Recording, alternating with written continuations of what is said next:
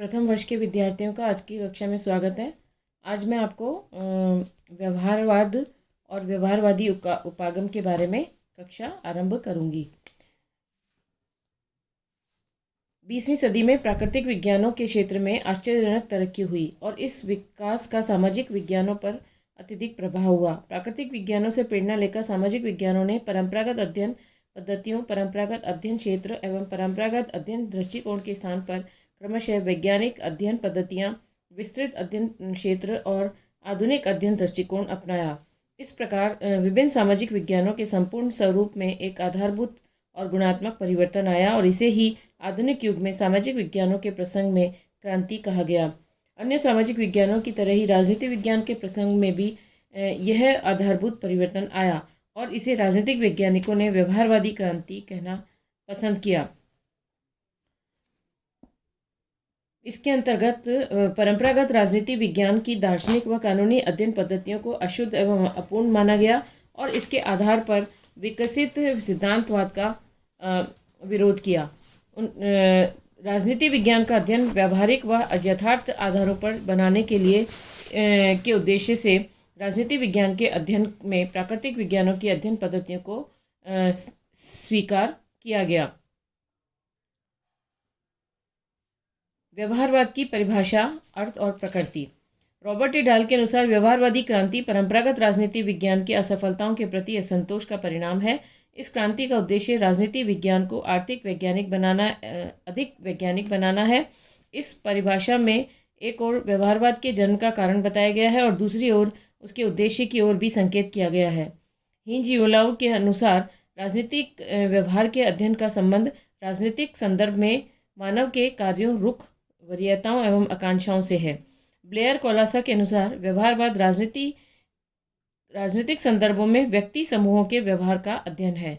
David Easton के अनुसार व्यवहारवाद के अध्ययन की इकाई मनुष्य का ऐसा राजनीतिक व्यवहार है जिसका पर्यवेक्षण, मापन तथा सत्यापन किया जा सकता है और यह ऐसे अध्ययन के द्वारा राजनीति की संरचनाओं, प्रक्रियाओं आदि के बारे में वैज्ञानिक व्याख्याएं विकसित करना चाहता है। अतः व्यवहारवाद को समझने के लिए हम उसके दो पक्षों में अध्ययन कर सकते हैं, निषेधात्मक पक्ष और भावात्मक पक्ष। पहला, व्यवहारवाद का निषेधात्मक पक्ष। व्यवहारवाद परंपरागत राजनीति शास्त्र का विरोधी है। वह दार्शनिक अध्ययन पद्धति तथा कानूनी दृष्टिकोण का विरोधी है। वह व्यक्तिनिष्ठ मूल्यों और कल्पनाओं को भी स्वीकार नहीं करता। दूसरा, व्यवहारवाद का भावात्मक पक्ष। व्यवहारवाद के भावात्मक पक्ष में हम ये वाली बातें जान सकते हैं, जैसे कि पहला, राजनीति शास्त्र यथार्थवादी बने। व्यवहारवादी राजनीति शास्त्र को यथार्थवादी बनाना चाहते हैं। उनका विचार है कि व्यक्ति के राजनीतिक कार्यों एवं व्यवहार का अध्ययन करने से वह यथार्थवादी बनेगा। दूसरा, वैज्ञानिक अध्ययन बनाया जाए।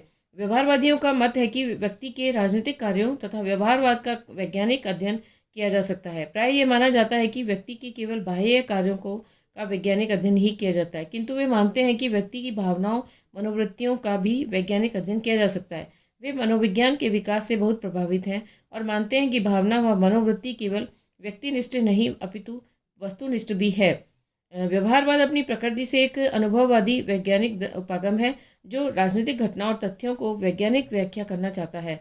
व्यवहारवाद की प्रकृति इसके ऐसे विशिष्ट गुणों को प्रकट करती है जो अन्य अवधारणाओं से उसकी भिन्नता व अंतर को स्पष्ट करते हैं।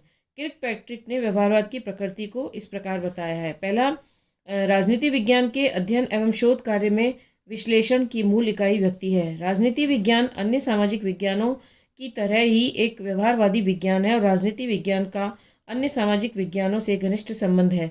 व्यवहारवाद तथ्यों के पर्यावरण, वर्गीकरण एवं मापन के लिए अधिक शुद्ध प्रविधियों के विकास पर बल देता है और इस दृष्टि से ये सांख्यिकीय या परिमाणात्मक सूत्रीकरण के उपयोग को वरीयता देता है। व्यवहारवाद का उद्देश्य है राजनीति विज्ञान को एक व्यवस्थित अनुभविक विज्ञान के रूप में विकसित करना।